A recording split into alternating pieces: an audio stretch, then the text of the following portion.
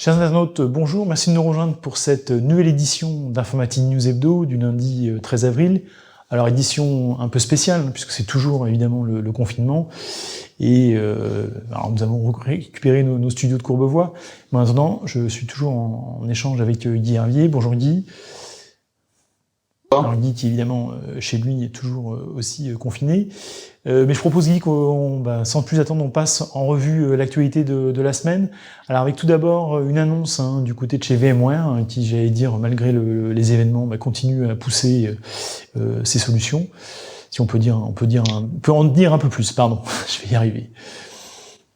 Alors effectivement, on avait vous vous souvenez qu'en septembre, et puis les annonces avaient été faites un peu plus tard, il y avait l'annonce de la nouvelle mouture de vSphere avec le projet Tanzu pour l'intégration des containers sous une même console d'administration que la virtualisation. Donc ça, c'était le premier pan.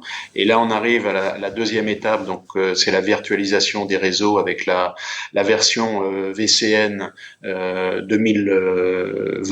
Donc VCN, c'est Virtual Cloud Network, et donc dedans il y a les trois grands modules. C'est NSX, donc c'est vraiment là le cœur de la virtualisation des réseaux, et puis le module sécurité. Il y a vRealize Network Insight, donc ça donne une supervision générale du réseau, et puis le troisième module pour aller jusqu'à l'edge. Et donc ces trois modules, en fait, le maître mot de tout ça, c'est de donner la possibilité d'avoir une automatisation de la supervision de la mise en œuvre des réseaux du data center jusque vers le cloud. Donc c'est ça l'idée que propose VMware. Bien entendu, VCN de 2020 est disponible sur quasiment tous les grands clouds publics. Bien sûr, et j'allais même dire et même disponible sur Oracle Cloud. Donc vous voyez que ça va loin. Prise en compte de donc je dirais que VMware pousse vraiment cette notion de cloud hybride, multi-cloud, virtualisation, automatisation partout. Donc c'est une avancée importante qui montre bien que VMware entend rester un acteur majeur dans le domaine du cloud, parti au départ de la simple virtualisation, et aujourd'hui un acteur majeur, même si ce n'est pas un opérateur de cloud. Mais en tout cas, il fournit les briques importantes pour justement donner la possibilité aux entreprises de mettre en œuvre ces multi-cloud et ces cloud hybrides.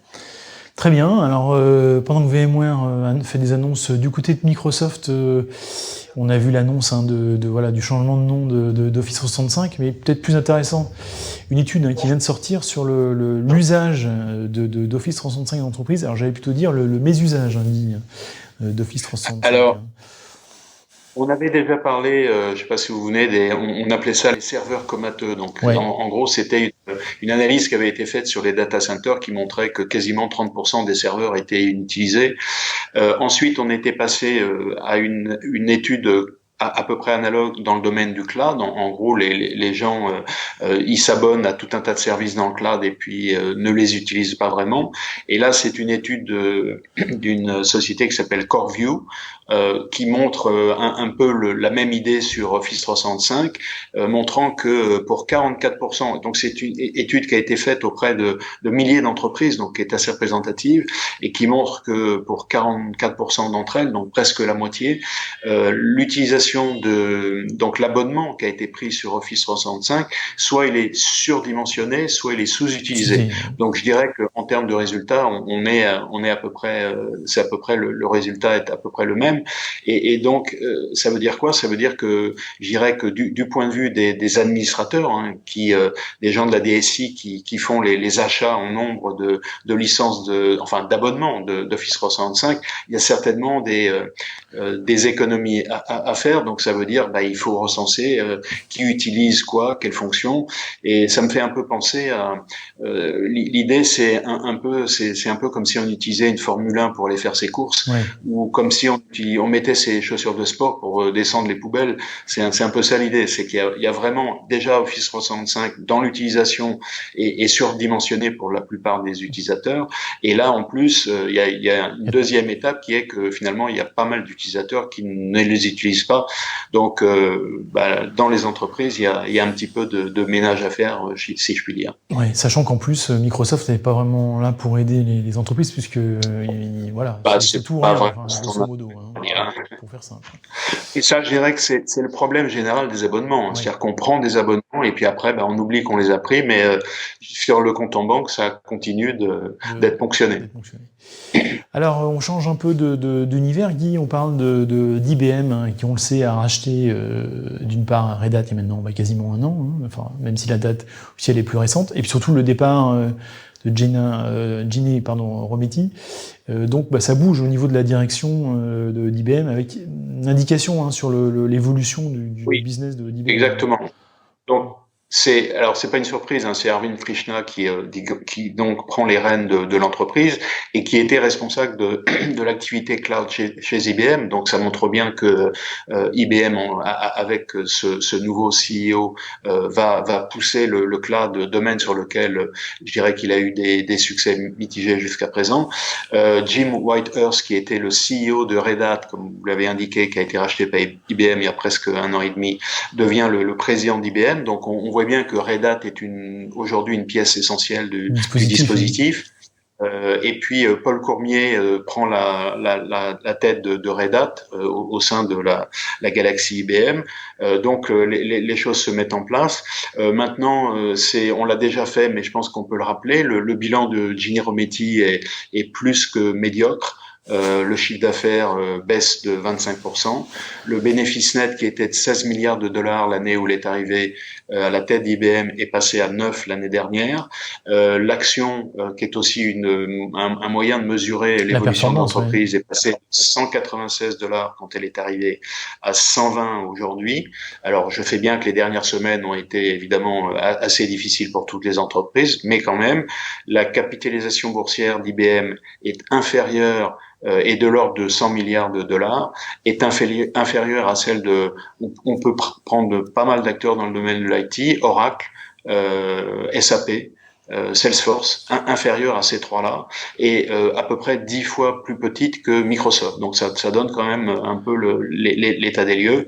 Alors je dirais que pour l'immédiat, Arvind Krishna a publié une lettre sur LinkedIn à tous les IBMers, mais à l'ensemble des clients d'IBM et même au-delà, pour dire que, dans un premier temps, IBM se consacrait à mettre en œuvre toutes les ressources dont elle disposait pour lutter le Covid-19. Et donc, ils ont créé un consortium qui s'appelle Covid-19 HPC, avec AWS, avec Google, avec Microsoft, Nvidia, et puis tout un tas de laboratoires de recherche américains pour mettre à disposition des ressources matérielles et logicielles.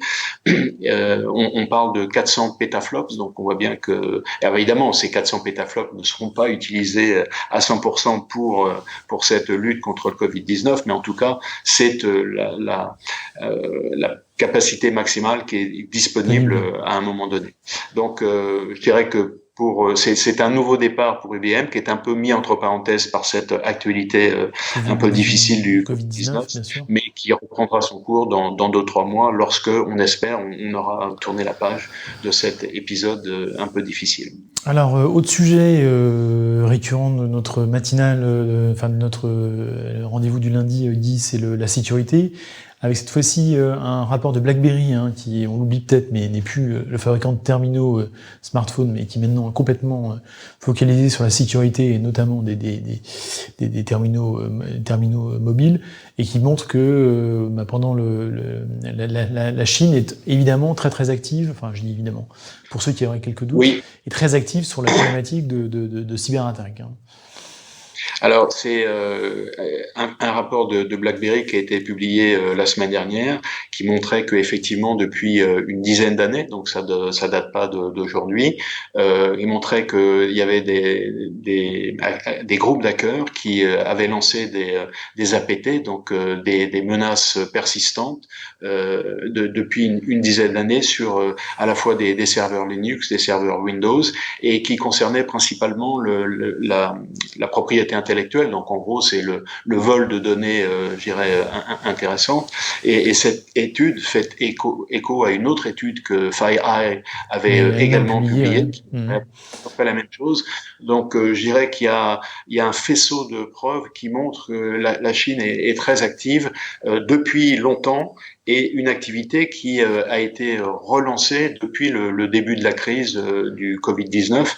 Donc évidemment, les autorités IBM et le FBI sont en train d'enquêter sur le sujet, mais ça concerne les États-Unis et ça doit concerner vraisemblablement l'Europe. Oui. Donc je dirais que pendant l'épidémie, les hackers continuent leur activité de SAP et de vol de données. Donc c'est un peu regrettable, mais en tout cas c'est comme ça, il faut s'armer pour lutter contre. Très bien. Et puis Guy, on finit par cette page financière. Alors malgré la crise, j'allais dire, les affaires continuent, puisque Cohesity vient de lever la bagatelle de 230 millions de dollars, ce qui est quand même tout à fait conséquent quand même. C'est substantiel, ce qui montre l'ensemble des levées de fonds de Cohesity à près de 750 millions de dollars. Cohesity, ça a été fondé par Mohit Aron en 2013. C'est un ancien de Nutanix qui a commencé ses activités en 2015 dans le domaine du stockage secondaire. Et en fait, l'idée, c'est de lutter contre la fragmentation des données en proposant une plateforme logicielle pour regrouper l'ensemble des données disponibles sur les silos qui constituent l'ensemble des systèmes de stockage de l'entreprise. Donc c'est une belle évolution de l'entreprise qui compte aujourd'hui 1200 personnes et qui est reconnue comme un acteur important du stockage secondaire. Donc évidemment la prochaine étape, c'est vraisemblablement alors peut-être encore une levée de fonds puisqu'on est à une série D, mais on devrait penser à une introduction en bourse, sauf que évidemment c'est pas pour maintenant. Par les temps qui courent, c'est un peu compliqué. C'est pas la période idéale pour ça en ce moment. Justement, alors on fait la transition, Guy, puisque le Covid-19 est évidemment toujours au cœur de l'actualité du secteur IT, avec toujours pas mal de fournisseurs qui font des annonces sur le sujet. Alors, je ne sais pas si on peut-être les passer rapidement en revue, parce qu'on a déjà passé pas mal de temps. Alors, il y en a beaucoup, et je propose à nos lecteurs d'aller sur le site de IT for Business, puisqu'il recense et il actualise en permanence ce qui est proposé par les acteurs. On en retient quelques-unes. Donc, il y a Sarbacane, donc c'est un éditeur français qui permet de faire de l'envoi de SMS et de mails en groupe. Qui propose donc en général sont des offres gratuites jusqu'à une certaine date, ça peut être juillet, ça peut être un peu plus tard.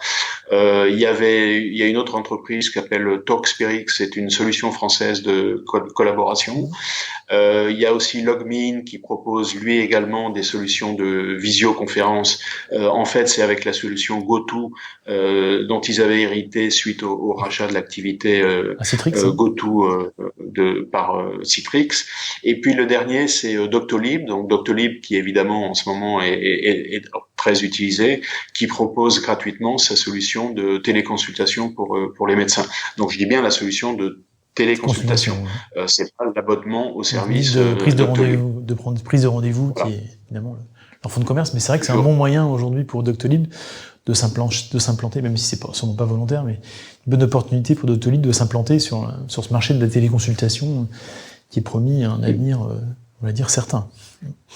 Mais on pourrait aussi le voir pour un certain nombre de acteurs, pour même le plus grand nombre finalement, d'utiliser cette période pour lancer, promouvoir de nouvelles solutions et puis de rebondir lorsque la crise sera finie. Alors je veux pas dire qu'il y a un calcul cynique de leur part, mais je dirais que c'est plutôt tirer à profit cette période difficile pour tester de nouveaux outils à grande échelle et puis rebondir ensuite sur un fonctionnement dans une période plus normale. Alors, autre aspect évidemment de ce Covid-19, c'est les conséquences pour les acteurs qui sont en place. Donc, il y avait notamment Webex qui donnait quelques éléments sur Webex, le trafic. on avait parlé de...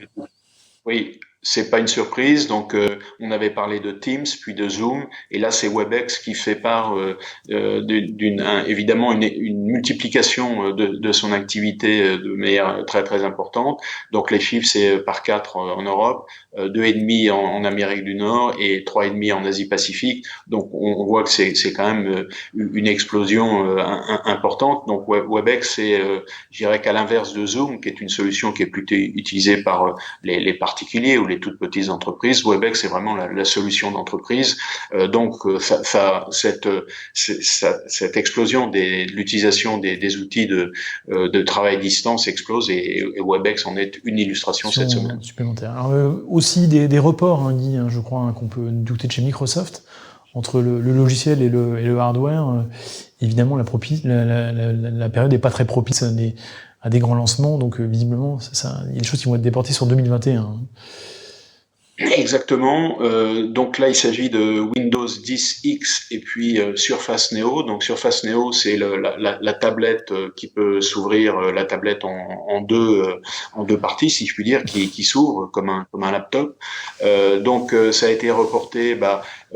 Vraisemblablement, ça a été reporté pour des raisons qui sont internes à Microsoft, mais évidemment qui ont été circonstances qui ont été aggravées par la période actuelle. Donc l'idée, c'est de repousser cette version à 2021, ce qui n'est pas sans poser des problèmes pour les fournisseurs qui avaient en route le développement de tablettes de ce type-là. Donc Microsoft propose pour tous ces fournisseurs de proposer un émulateur pour permettre aux développeurs de faire les développements dans un premier temps, et puis à indiquer, alors tout ça ce ne sont pas encore des informations officielles, mais à indiquer que pour l'instant elle se concentrait plutôt sur la version de Windows 10X pour une tablette standard, si je puis dire. Donc une tablette à un seul écran. Donc voilà un peu l'état des lieux pour Microsoft aujourd'hui. Et puis évidemment, le commerce en ligne, Guy, qui fort logiquement tire son épingle du jeu. Bon, malgré évidemment les contraintes liées à la gestion des entrepôts, de la logistique, avec les flux de personnes qui sont évidemment, compte tenu des problématiques de santé qui sont évidemment compliquées, mais bon, dans l'état des courses, du côté de Seattle, au siège d'Amazon, quand même globalement, on se frotte plus les mains que dans beaucoup d'autres endroits sur la planète, a priori. Effectivement, et bien sûr, ça surprendra personne. C'est une étude qui a été faite par Kantar et Détail Online, qui montre que déjà les utilisateurs, je dirais, avertis du commerce en ligne, finalement, ont continué à utiliser encore plus le commerce en ligne dans des proportions qui vont de plus 20 à plus 80%, avec je dirais l'achat, le développement de l'achat pour certains produits qu'ils n'utilisaient, là pour ce qui est aujourd'hui, on a des achats en ligne de produits de première nécessité. Donc en clair, c'est quoi? C'est l'alimentation. Donc je dirais qu'il y a une espèce ils se convertissent à l'achat de nouveaux produits, mais avec aussi l'achat de produits de type vestimentaire, articles de sport, électroménager bien sûr. Et l'idée qui ressort de cette étude, c'est que finalement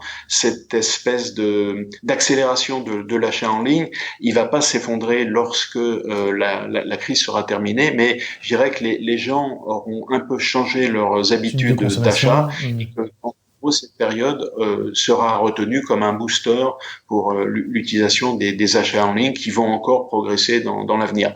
Donc évidemment, ça pose la question de savoir ce qu'il en sera pour le commerce de proximité. Et bien sûr. Qui souffre déjà aujourd'hui beaucoup et qui demain devra s'adapter à ces évolutions d'usage. Mais là, pour le coup, c'est vraiment certainement un sujet sur lequel on aura plus que l'occasion de revenir. Et puis pour conclure, Guy, notre traditionnel coup de cœur, coup de gueule, cette fois-ci, c'est un papier notre confrère Zero Register qui a attiré votre attention. Alors, je dirais qu'on a vu pendant cette crise qui n'est pas terminée, loin de là, que on savait que l'Europe de la santé n'existait pas, la santé n'était pas dans les prérogatives de l'Europe, et pourtant il se trouve que on parle beaucoup de tracking en ce moment pour le développement d'une application qui permettrait je dirais, de mettre en œuvre le déconfinement dans des conditions plus optimales. Donc on en parle beaucoup, et il se trouve que l'Europe a lancé un appel pour qu'il y ait une application au niveau européen, une et une seule, justement pour. Il est vraisemblable que les pays ne déconfinent pas de la même manière, et en même temps, mais en tout cas, si on avait une application au niveau européen, ça permettrait peut-être de rendre les choses plus efficaces. Et ça, donc, c'est à opposer aux États-Unis qui, jusqu'à présent, n'ont pas montré d'intérêt particulier pour le développement d'une telle application, même si les déclarations du président américain sont de plus en plus en faveur d'un retour à la normale le plus vite possible. On verra si c'est possible. La seule personne qui s'est manifestée pour ça, c'est Bill Gates, qui est très très impliqué en ce moment sur ces questions-là. Bon, encore un autre sujet qu'on aura sûrement l'occasion d'ouvrir dans une prochaine édition. En attendant, Guy, merci encore pour cette analyse. Merci à nos lectrices et à nos lecteurs de rester fidèles. Et puis évidemment, pour reprendre la fameuse phrase du moment, restez chez vous, portez-vous bien. Et à très bientôt pour une nouvelle édition d'Informatique News Edo. En attendant, très belle semaine à toutes et à tous. Merci.